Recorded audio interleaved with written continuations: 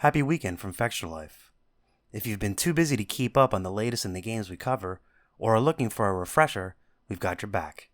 Let's take a look at the comings and goings across the Fextralife Wiki network.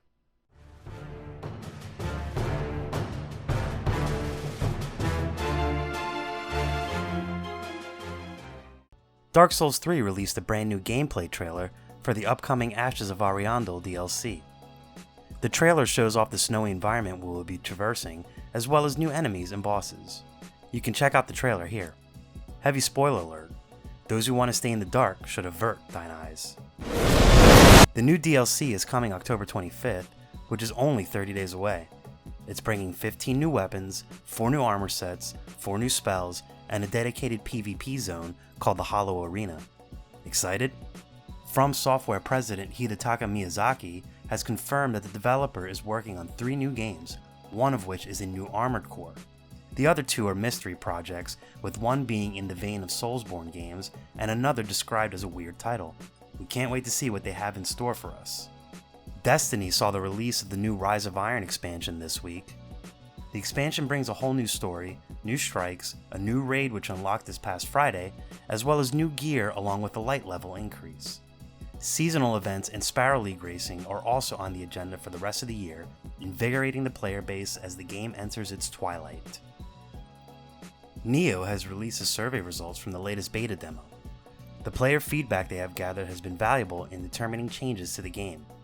We can expect to see refinements to controls, skills, enemies, level design, loot, and more as a result. The game is releasing February 9th, 2017, so it won't be long before we see these changes in action. CD Projekt Red has stated that The Witcher 3 will not be receiving an update to support the PS4 Pro. The company is instead focusing their resources on their next games, Cyberpunk 2077 and the Gwent standalone game. A small hotfix hit this week for the consoles, fixing some minor bugs for players.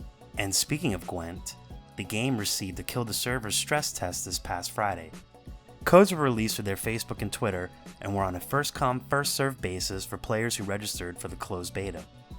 Although a much scaled-down version of the full game, it did give players an opportunity to get a glimpse into its development. Another server test is scheduled for this coming Tuesday, so if you missed out, there's still a chance to get in. The closed beta for Gwent is coming on October 25th and should feature even more cards and content. We're looking forward to getting more hands-on time with the game. We're learning more about Horizon Zero Dawn as part of Game Informer's continuing monthly coverage of the new action RPG from Killzone developer Guerrilla Games. This week we got a look at the skills that protagonist Aloy will be using, as well as some insights into how the game's deep story will be uncovered. Guerrilla has been purposefully quiet regarding the story because they want players to feel a sense of wonder when playing the game for the first time. Guerrilla also noted that the game's RPG elements are supportive of the action framework rather than overwhelming or confusing. Players should expect the focus to be on exploration and combat instead of a complicated stat array to manage.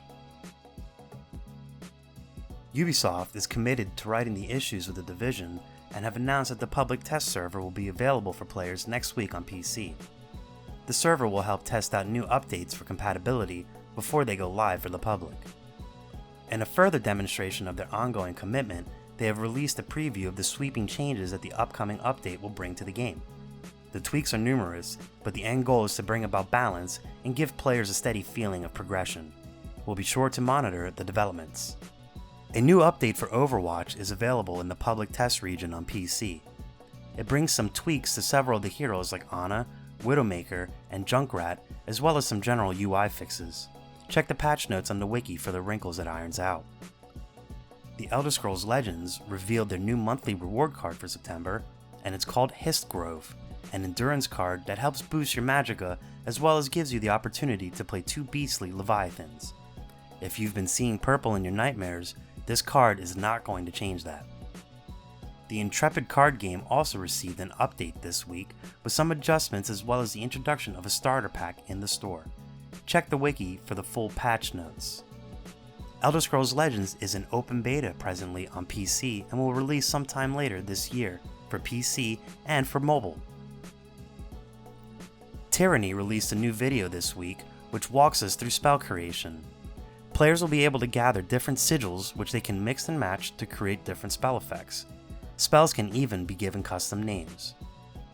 The video then took us on a dungeon crawl and showed off some of the combat and abilities, as well as a look at artifacts, which are powerful pieces of gear that have their own reputation in the game. We went hands-on with the new action RPG The Surge and had a blast playing this Bloodborne-esque mech game. Developer Deck 13 has evolved their formula significantly from Lords of the Fallen, and anyone interested in fast, fluid combat should keep an eye on this one. Did we mention you can hack the limbs off of foes and use them? Yeah, there's that. Check out all of our impressions in our preview article. The planned revamp to the forums has taken over. Check the thread on the forums for all the how-tos with the new layout. The new Wiki Software is humming along and needs feedback and suggestions. Give it a test run and let us know what you think in the new Wiki Software beta feedback thread on the forums. Remember to pitch in and help make edits where you can. The wikis are the best community resource we have to help each other out, and they're the heartbeat of the site. Hot topics on the Fextralife forums. Songs to listen to while playing Soulsborne games. What do you got? Are you playing Lords of the Fallen? Share your impressions. Survey: are you buying the Dark Souls 3 DLC? This is a fun thought experiment. Dark Souls 3, make a weapon thread. And finally, my top 10 fashion souls.